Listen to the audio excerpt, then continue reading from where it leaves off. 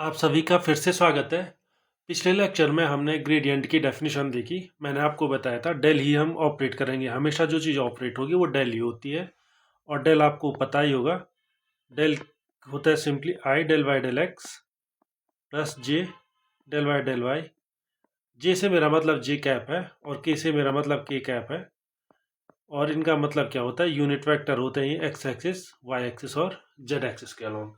तो पहला एक तरीका क्या हो सकता है, इसको सीधे किसी स्केलर पे ऑपरेट कर दो, और उसी को हमने कहा था ग्रेडियंट। तो ग्रेडियंट में कुछ और एक्सरसाइज देखते हैं।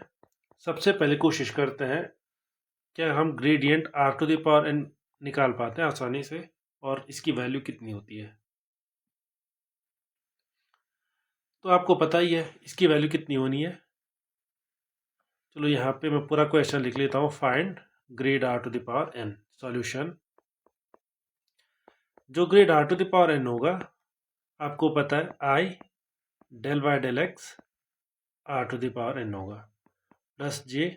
या पहले मुझे R to the power N नहीं लिखना चाहिए, क्योंकि स्टार्टिंग में किसी को कन्फ्यूजन हो सकता है कि ये ऐसे क्यों आ रहा है। तो आप ये कर लीजिए plus j cap del Y plus k cap del Y del z. ये तो डेल हो गया हमारा, और उसके बाद ऑपरेट किस पे होना है इसने, r to the power N पे। तो कैसे ऑपरेट होगा, डेल वाई डेल एक्स पहले ऑपरेट हो जाएगा r to the power n, फिर j del Y del y. अब आप आई कैप को मैं आई लिखूंगा, जे कैप को मैं जे लिखूंगा, के कैप को मैं के लिखूंगा, जब तक कि बहुत ज़्यादा जरूरी ना हो। कहीं कहीं पे हमें यूनिट वेक्टर बताना होता है किसी वेक्टर की डायरेक्शन में, तो वहाँ पे कैप का यूज करना बहुत ज़रूरी हो जाता है, पर इन जनरल नहीं है उतना ज़्यादा ज़रूरी। तो इसलिए मैं छोड़ दे रहा हूँ K del Y del Z R to the power N. अब R to the power N पे डेल वाई डेल एक्स आप ऑपरेट कर सकते हैं, क्योंकि आर एक्स वाई जेड का फंक्शन है, इसलिए आई तो ऐसे रहेगा ही रहेगा।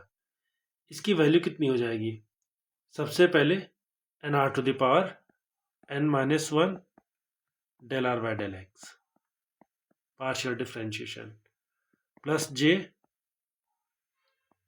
N R to the power N minus one del are by del y, और plus k n are to the power N minus one del are by del Z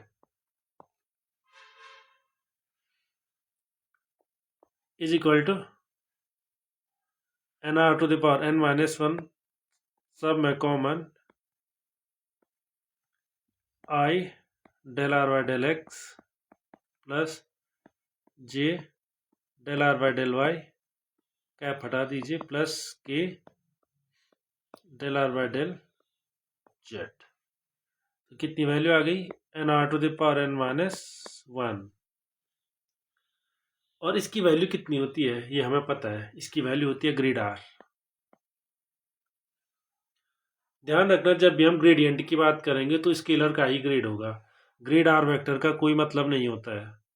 scalar जहां पे भी आप ग्रेडियंट ले रहे हैं, तो बाय डिफॉल्ट जो आर है वो आर आर वेक्टर का मॉड है। Is equal to grad r हमने पिछले लेक्चर में निकाल के देखा था, one upon r r vector आया था। तो n are to the power N minus one तो पहले से ही है, one r one over r और आर वेक्टर। और हमेशा किसी भी स्केलर का जब ग्रेड लेते हैं आप, वो एक वेक्टर क्वांटिटी होती है। तो आप इसे एक स्टेप और सॉल्व कर सकते हैं, N are to the power N minus two आ गया आर वेक्टर। तो ये कितना हो जाता है, इस तरह से आप किसी भी फंक्शन का आप ग्रेडियंट निकाल सकते हैं।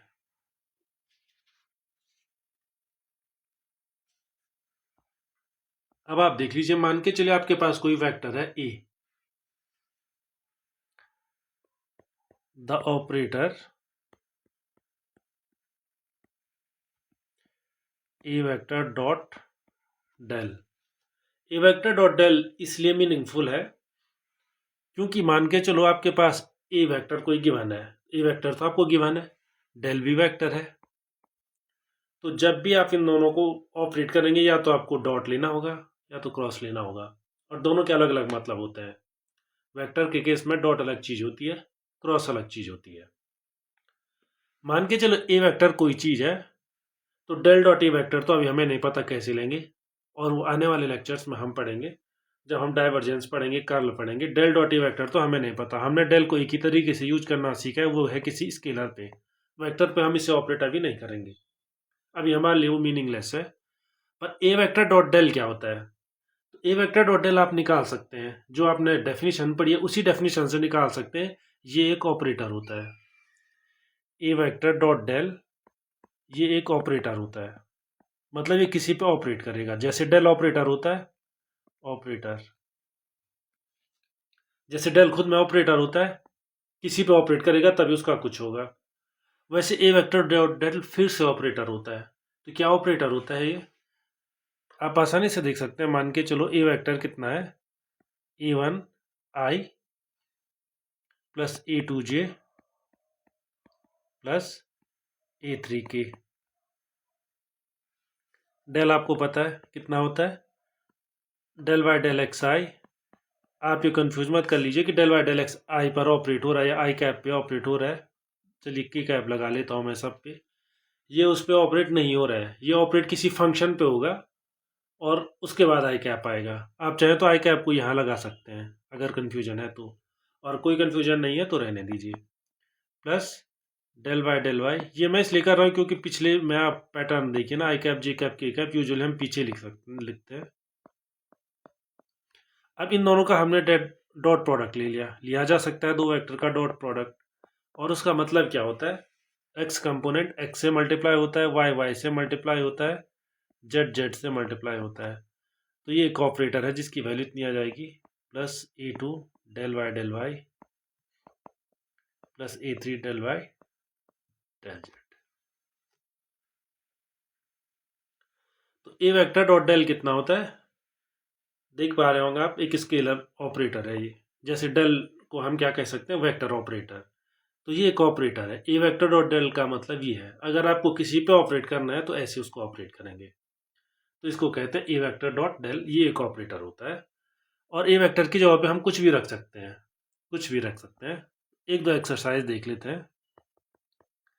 ध्यान रखना, ए वेक्टर डॉट डेल जब आप ऑपरेट करेंगे किसी भी फाई पे, स्केलर पे, तो उसकी वैल्यू उतनी आती है जितनी ए वेक्टर डॉट ग्रेड फाई की वैल्यू आती है। ग्रेड फाई हमेशा एक वेक्टर क्वांटिटी होती है, ए वेक्टर तो वेक्टर क्वांटिटी है ही है। इसलिए ए वेक्टर और ग्रेड फाई को आप ऐसे मल्टीप्लाई नहीं करेंगे। मल्टीप्लाई या तो डॉट प्रोडक्ट होगा या क्रॉस प्रोडक्ट होगा, दोनों के अलग अलग मतलब है। पर लकीली जो ये ए वेक्टर डॉट डेल होता है, ये आसान शब्दों में बोले तो ब्रैकेट को आप हटा सकते हैं। ए वेक्टर डॉट डेल ऑपरेटर आप किसी फाई पे करें, उसका मतलब यही होता है, ग्रेड फाई निकाल दो एक बार, उसके बाद ए वेक्टर के साथ उसका डॉट प्रोडक्ट निकाल दो। इसको एक कह दीजिए, एक और है।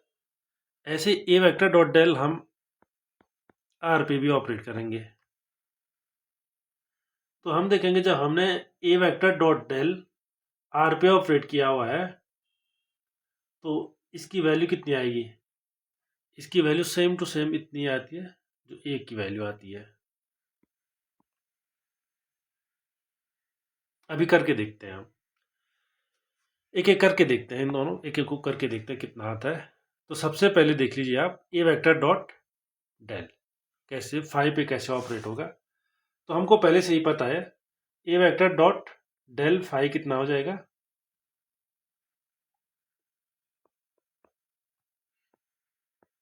ए वेक्टर डॉट डेल फाई कितना हो जाएगा। हमें पता है ए वेक्टर डॉट डेल एक ऑपरेटर होता है जो कितना होता है, अभी थोड़ी देर पहले ऊपर पे लिखा था इतना होता है, A one del Y del x plus A2 del Y del Y plus A3 del Y del, ये है वो ऑपरेटर जो ए वेक्टर डॉट डेल लिखा हुआ है, वो इतना होता है। और इसको ऑपरेट किस पे करना है, फाई पे। आप करके देख सकते हैं। तो ये हो ही गया, ये फाई पे एक एक करके तीनों ऑपरेट होंगे। और दूसरी साइड जो राइट हैंड साइड है ये भी निकाल के देख सकते हैं आप, इसकी वैल्यू कितनी होगी, A1 del phi by del x हो जाएगा plus A2 del phi by del y हो जाएगा plus A3 del phi by del z हो जाएगा। अब a vector dot grad phi निकाल के देखो, a vector dot grad phi, a vector dot grad phi कितना होगा? ए वेक्टर आपको पता है A1 i cap plus A2 j cap plus A3 k cap dot grad phi, grade phi कितना होता है? I del phi by del x plus J del phi by del Y plus के del phi by del Z. तो पिछली बार मैंने cap लिखा है तो इस बार फिर से कैप लिख लेता हूँ, और इन दोनों का प्रोडक्ट करके देखो, आई आई मल्टीप्लाई हो जाएंगे, A1 del phi by del x plus A2 del phi by del Y plus A3 del phi by del Z. तो आप देख रहे होंगे ये जितना ही है उतना ही है, इसलिए ऑपरेटर ए डॉट डेल को ऑपरेट करो, या फिर पहले ग्रेडियंट ले लो फिर ए वेक्टर के साथ डॉट प्रोडक्ट ले लो, वैल्यू उतनी ही आती है किसी भी फंक्शन की। अब दूसरा वाला करके देखते हैं।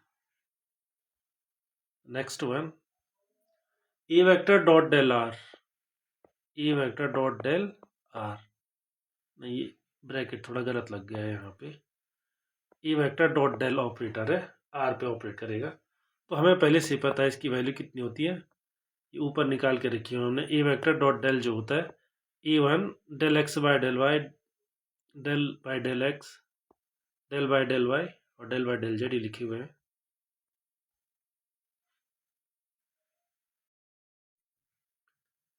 और यहाँ पे आ जाएगा आर, और ये कितना आता है?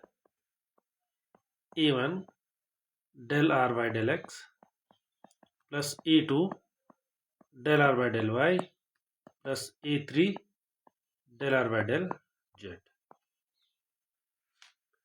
मैंने आपको सिखाया था del are by del x कैसे निकालना है, तो यहाँ पे एक छोटा सा चेंज करना, छोटी सी गलती बोलूँ मैं, क्वेश्चन में छोटी सी गलती क्या है, राइट हैंड साइड वेक्टर है, लेफ्ट हैंड साइड ये भी वेक्टर होना चाहिए, ठीक है, ये कर लो वेक्टर। वेक्टर क्यों होना चाहिए? ए वेक्टर डॉट डेल तो स्केलर है ना, ए वेक्टर डॉट डेल स्केलर है, स्केलर पे ऑपरेट करोगे तो स्केलर ही मिलेगा आपको, ठीक है, तो वेक्टर पे ऑपरेट करेंगे आप इसे, तो ये थोड़ा ध्यान दीजिए।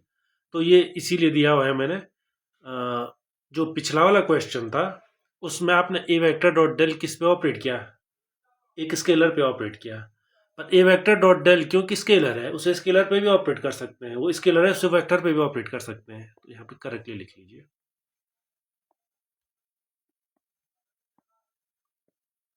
इतना हो गया। अब क्वेश्चन है कि del r by del x कितना होगा। देखो आर वेक्टर कितना होता है? एक्स आई कैप प्लस हमारे नोटेशन में आर वेक्टर हम इसी को लेते हैं हमेशा जेड के कैप, तो del are vector by del X और del are by del X ये दो अलग अलग चीजें हैं। ये कितना होगा? एक्स के रिस्पेक्ट में डिफ्रेंशिएट कर लो आई कैप, बाकी वाई तो कांस्टेंट हो गया, जेड भी कांस्टेंट हो गया, ऐसे del are by del y भी आपको मिल जाएगा और del are by del z भी के कैप मिल जाएगा। तो इसकी वैल्यू कितनी मिल गई आपको? इसकी वैल्यू मिल गई A1 i cap, A2 j cap,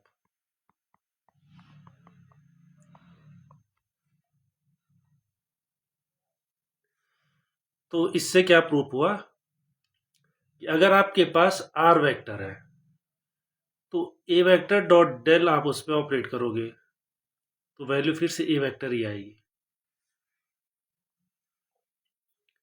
यहां पे एक और चीज, आर वेक्टर कितना है? X i cap plus Y J cap plus Z K cap, तो ये क्वांटिटी ये देख लीजिए आप, आई कैप आई, लेकिन आर स्क्वायर कितना होता है? X square plus y square plus z square. इस इक्वेशन को एक्स के रिस्पेक्ट में पार्शियली डिफरेंशिएट कर लो,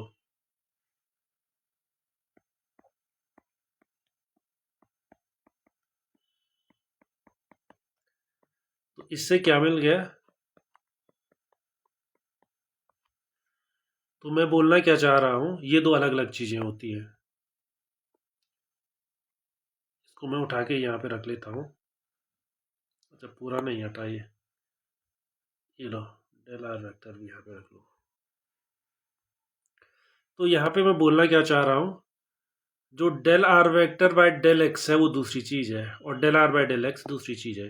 ये आर वेक्टर का पार्शियल डिफरेंशिएशन कर रहे हैं आप विद रिस्पेक्ट टू एक्स, और ये आर वेक्टर का मॉड है, ये एक स्केलर है, इसका differentiation with respect to x वो अलग चीज होगा। तो ये दो अलग अलग चीज होती है, तो ध्यान रखिए इन चीज का, क्योंकि वेक्टर कैलकुलस में मैटर करता है। Del are vector by del x है तो आई कैप, लेकिन del are by del x अगर है तो एक्स वाई। चलिए आगे बढ़ते हैं।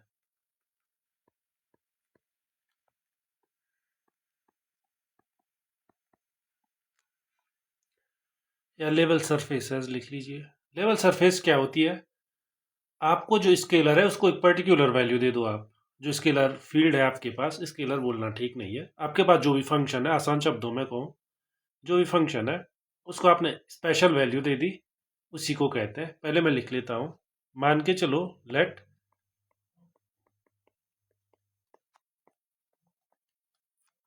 F x Y z be a scalar field. Scalar field मतलब हर पॉइंट पर आपने एक स्केलर फंक्शन दे दिया, ठीक है, एक्स वाई जेड पे F x Y Z. Scalar function ही है, स्केलर फील्ड क्या है, स्केलर फंक्शन ही है, लेकिन हर पॉइंट पर है डोमेन के। तो मान के चले किसी रीजन में, over a region, over a domain r, the points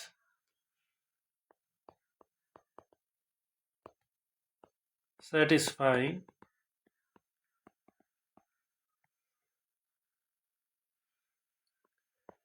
F x Y z is equal to c. C fix कर दिया आपने, ठीक है। तो एक पर्टिकुलर वैल्यू के लिए सारे पॉइंट ले लो, तो ये क्या हो जाएंगे, इसी को हम क्या कहते हैं, लेवल सरफेस कहते हैं। आपने एक्स वाई जेड का ही फंक्शन होगा, क्योंकि 3 डायमेंशन में है आप, तो हो सकता है एक्स टू द पावर 2/3 हो, वाई की कुछ और होगी, जेड की कुछ और होगी। तो जो भी पॉइंट्स हैं, जो भी फंक्शन है, उसको आपने एक पर्टिकुलर वैल्यू दे दी, ठीक है, तो उसी को हम कहते हैं level surface.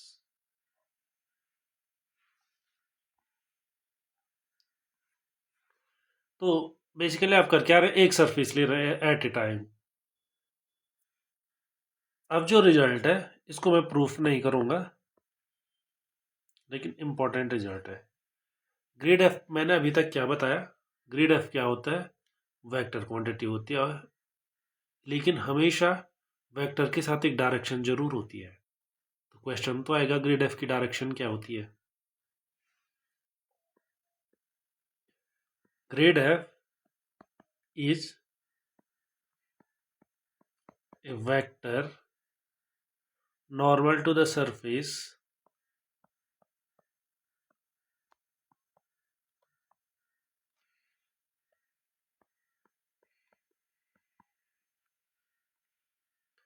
fxyz is equal to c।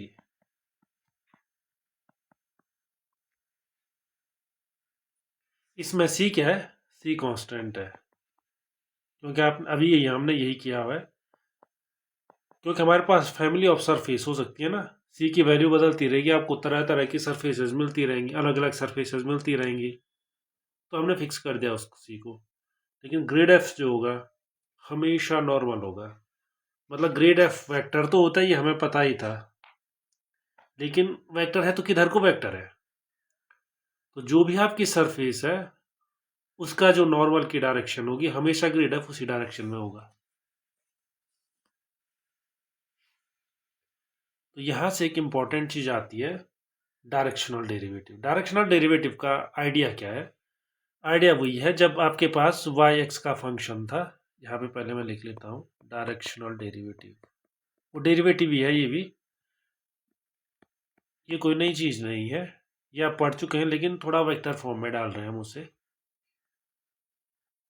सबसे पहले आपके पास क्या था, वाई एक्स का एक फंक्शन था, तो आपने क्या किया कि वाई जो है एक्स के रिस्पेक्ट में कितनी तेजी से चेंज हो रहा है, कितनी तेजी से या स्लो, या किस रेट ऑफ चेंज क्या है इसका, कैसे बदल रहा है। तो वहां पे तो दो ही थी, वाई बदल रहा है तो एक्स के ही रिस्पेक्ट में बदलेगा, और किसके बदलेगा, और कुछ है ही नहीं, वाई केवल एक्स पे डिपेंड करता है। फिर आप और हम मिलके आए पार्शियल डिफरेंशिएशन पे, जहाँ क्या है x का भी फंक्शन है, y का भी फंक्शन है। लेकिन मुझे ये देखना है x बदल रहा है तो y कितना बदल रहा है, या केवल y बदल रहा है, x कितना बदल रहा है। तो अगर मैं x सिस्टम बनाऊं तो कुछ कुछ ऐसा, ये x हो गया तो ये y हो गया। तो del z by del x जब आप करते हैं तो x किस डायरेक्शन में, ये किस डायरेक्शन में हो रहा है, x वेरी हो रहा है, y कांस्टेंट है। दूसरा del z by del y मतलब केवल y के रिस्पेक्ट में कितना बदल रहा है, z का रेट ऑफ चेंज। तो उसमें हमने क्या लिया x, लेकिन ऐसे भी तो हो सकता है कोई vector point p x y. मुझे देखना है जो मेरी चीज चेंज हो रही है वो इस डायरेक्शन में कितनी चेंज हो रही है। तो पी एक्स वाई है तो आप इसे लिख सकते हैं x i cap plus Y J cap. तो इतना तो हमारा क्लियर ही है कि इस डायरेक्शन में कितना चेंज है, del Z by del x. ऊपर को कितना चेंज हो रहा है, del Z by del Y.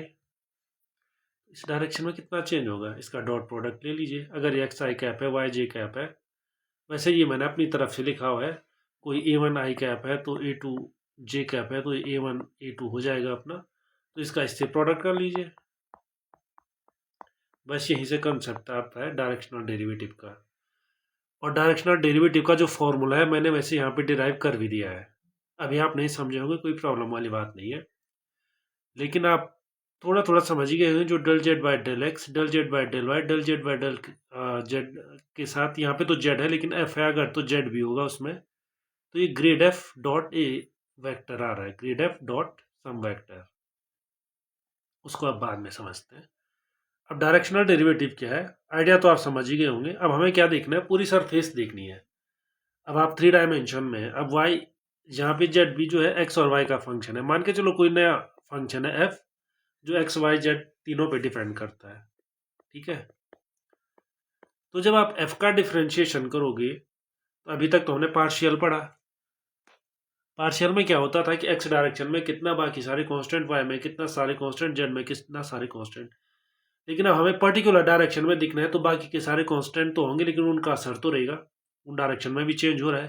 क्योंकि जो नई डायरेक्शन है वो ना एक्स है, ना वाई है, ना जेड है, वो तीनों का कॉम्बिनेशन है। कोई पर्टिकुलर डायरेक्शन है, जैसे कि ये डायरेक्शन है, ये डायरेक्शन में अकेले में एक्स है, ना डायरेक्शन अकेले में वाई है।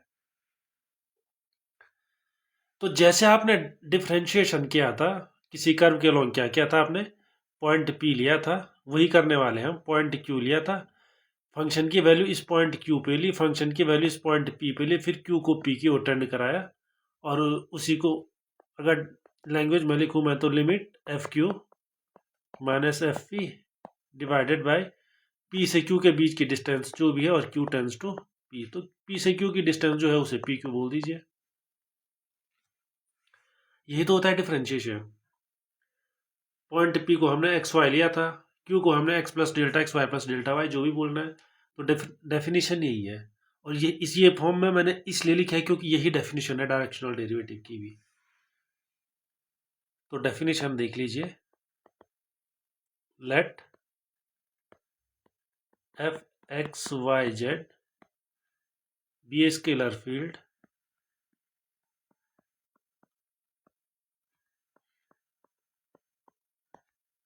in a region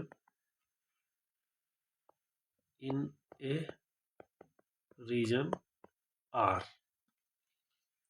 reason R का मतलब एक्स वाई प्लेन का कोई छोटा सा पार्ट है, इसको R बोल दीजिए। इसके हर पॉइंट पे फंक्शन डिफाइंड है, जिसे आप डोमेन कहते थे पुरानी भाषा में।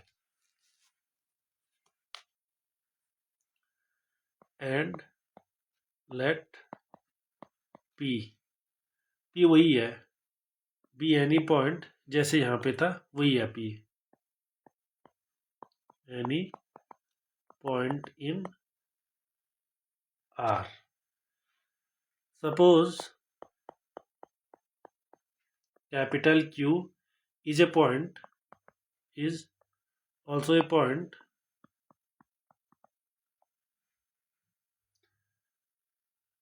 in the direction of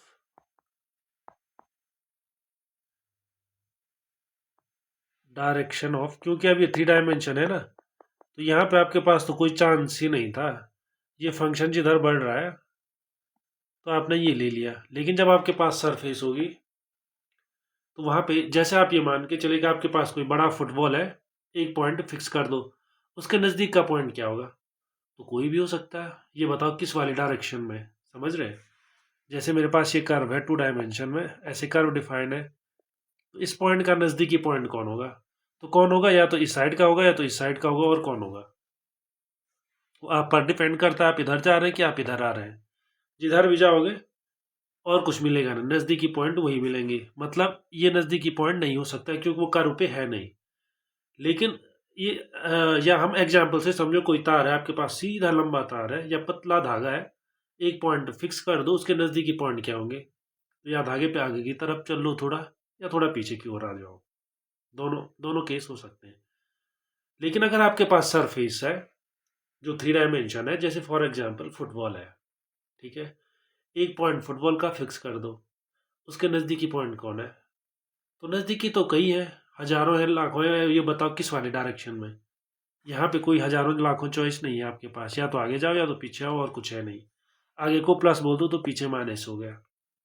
लेकिन स्पेयर पे ऐसा नहीं होगा। स्पेयर में सारी तरफ आप देख सकते हैं। स्पेयर अगर आप फुटबॉल है तो उस पॉइंट पे एक छोटा सा गोला बना देना, सारे डायरेक्शन में आपको एक एक पॉइंट तो मिल ही जाएगा जो नज़दीक होगा। और वैसे कई पॉइंट होंगे हर डायरेक्शन में, हजारों होंगे, लाख होंगे, पर डायरेक्शन इंपॉर्टेंट है, आप किस डायरेक्शन में ले रहे हैं। तो Q is also a point in the direction A cap. A cap मतलब कैप यूजुअली वेक्टर के ऊपर हम इसीलिए लगाते हैं कि जिससे डायरेक्शन पता चल जाए वेक्टर की। A vector divided by body cap. तो देन वही लिमिट, इस क्यू को आप नज़दीक भेजो पी के, और एफ क्यू पे वैल्यू माइनस एफ पी पे वैल्यू, और ये पी क्यू की लंबाई है कितनी? ये क्वांटिटी। ये एग्जिस्ट कर भी सकती है, नहीं भी कर सकती है, क्योंकि आपने डिफ्रेंशिएशन पढ़ ही लिया है, डिफ्रेंशिएबिलिटी भी पढ़ ही लिया है। जरूर नहीं सारे फंक्शन डिफ्रेंशिएबल हो। If it exist is called directional derivative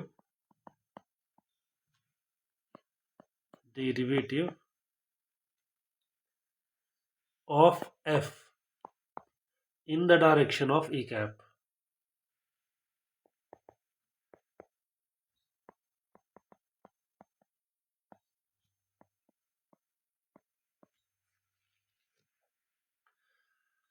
तो इस डेफिनेशन से तो लग ही रहा है, अगर आर्क लेंथ एस हो तो डायरेक्शनल डेरिवेटिव, ये डेफिनेशन सीधे किस चीज़ की, पी क्यू क्या हो जाएगी? आर्क लेंथ हो जाएगी। तो ये डेफिनेशन तो D F by D S की है, D F by D S की। तो डी एफ, क्योंकि पी क्यू क्या होगी? स्मॉल आर्क लेंथ हो गई, delta S. Q tends to P मतलब delta Q tends to zero. F Q minus F P कितना हो जाएगा? Delta F. क्योंकि एफ की दो वैल्यू के बीच का चेंज है, और जैसे वो जीरो की टेंड करेगा, मैं लिख लेता हूँ अगर आप समझे ना हो तो।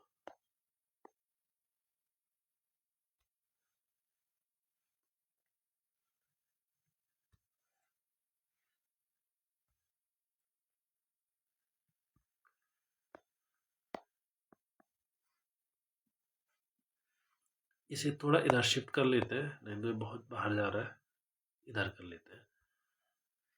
इसकी वैल्यू कितनी होगी, ये मेरा क्वेश्चन था। एक सेकेंड।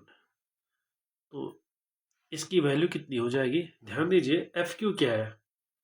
एफ पी एक फिक्स पॉइंट है, क्यू उसके नजदीकी पॉइंट है। एफ की वैल्यू क्यू पे माइनस एफ की वैल्यू पी पे, मतलब डेल्टा एफ। छोटा सा चेंज। पी क्यू कितना होगा? डेल्टा एस, आर्क लेंथ, जो भी बोला आप, डेल्टा। और लिमिट जो है p q tends to zero का मतलब क्या होगा? Delta s tends to zero. और इसी को तो कहते हैं d F by D s. इसका मतलब क्या है? Rate of change f, rate of change of f with respect to distance at a point P in the direction of E cap।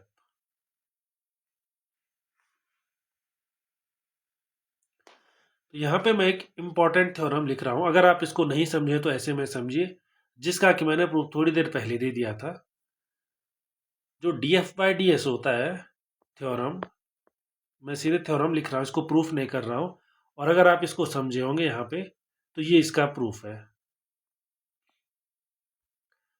जो डायरेक्शनल डेरिवेटिव होता है वो होता कितना है, D F by D S. तो मैंने आपको बताया ना टोटल चेंज कितना आ रहा है। तो ये देखिए एक्स एक्सिस में कितना चेंज है, वाई एक्सिस में कितना चेंज है, वो तो हमको पता है। तो इसका डॉट प्रोडक्ट ले लीजिए उस वेक्टर के साथ जिस डायरेक्शन में आपको चाहिए। तो D F by D S कितना होता है हमेशा grade F dot A cap. इसीलिए मैंने यहाँ पे A1 A2 लिख लिया था थोड़ी देर में।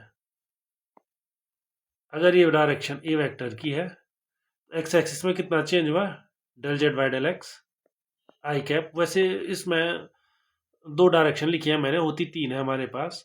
पर ग्रेडियंट अगर आप दो डायमेंशन में दिखेंगे लिखेंगे देखेंगे तो जेड अपने आप उसमें से गायब हो जाएगा, I cap plus del Z by del Y J cap. ये चेंज होता है आपको पता ही है।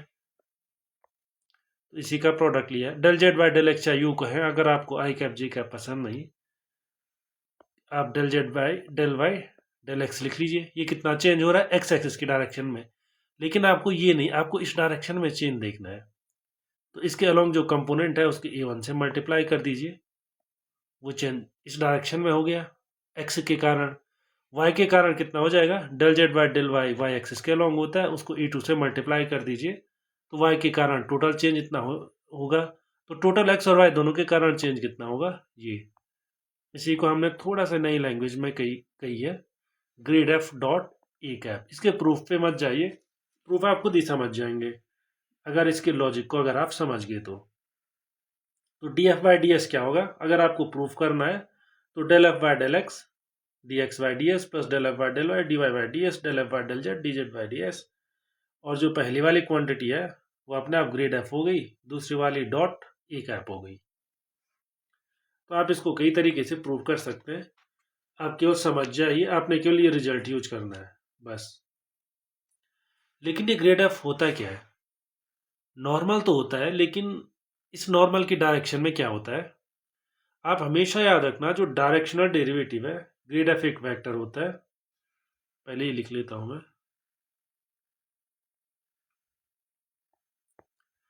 ये दो वेक्टर का क्या है, ए मान के चलो ग्रेड एफ कोई फंक्शन है, तो ये होगा कितना मॉड ऑफ ग्रेड एफ। थोड़ा आप देख लीजिए इसको, यहीं पे मॉड ऑफ ए कैप वो मैटर नहीं करता है क्योंकि इसकी वैल्यू 1 होती है इंटू कॉस थीटा। ये मैं क्यों बोल रहा हूँ, ग्रेड एफ तो चेंज होने वाला है नहीं क्योंकि फंक्शन के वन है, ग्रेड एफ निकल गया, इसकी वैल्यू तो 1 ही होनी है। यूनिट वेक्टर जो है कॉस थीटा की वैल्यू बदलती रहेगी, जैसे जैसे आप डायरेक्शन बदलोगे कॉस थीटा बदलती रहेगी। मैक्सिमम पॉसिबल वैल्यू कहाँ पे होगी, जहाँ पे कॉस थीटा 1 होगा या मैक्सिमम होगा या 1 होगा, जो आप बोले, मतलब थीटा 0 होगा। इसका मतलब D F by D S maximum किस डायरेक्शन में होगा, ग्रेड एफ की डायरेक्शन में। मतलब रेट ऑफ चेंज मैक्सिमम किस डायरेक्शन में होता है, ग्रेड एफ की डायरेक्शन में। मिनिमम कॉस थीटा 0 भी तो हो सकता है, कॉस थीटा बढ़ते बढ़ते पाई बाय 2 पे। मतलब rate of change grade F के परपेंडिकुलर डायरेक्शन में हमेशा 0 होता है। इसको आप ऐसे भी इंटरप्रेट कर सकते हैं।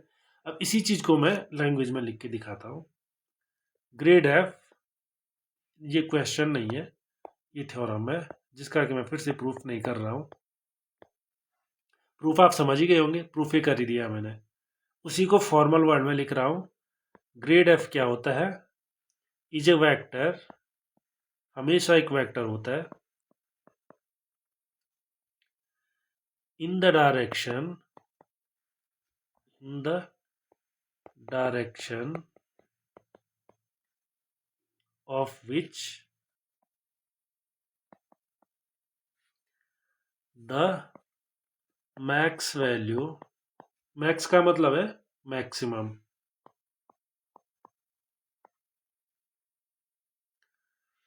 the directional derivative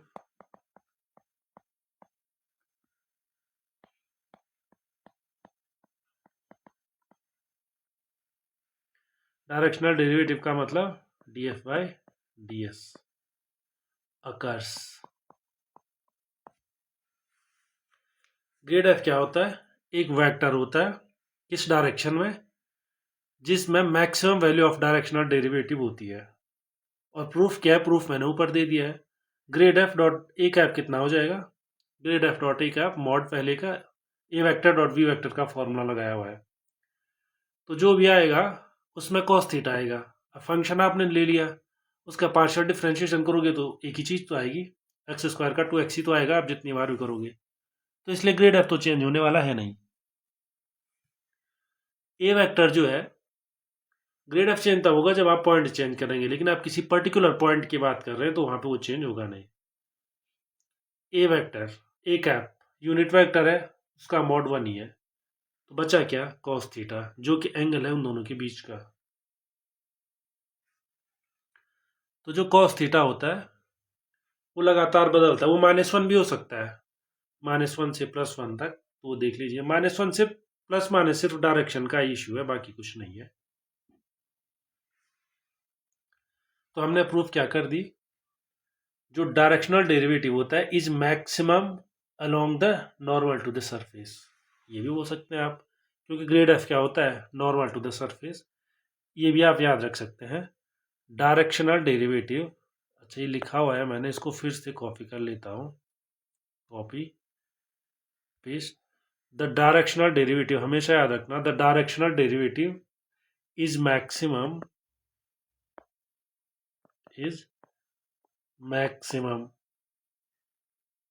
along the normal to the surface।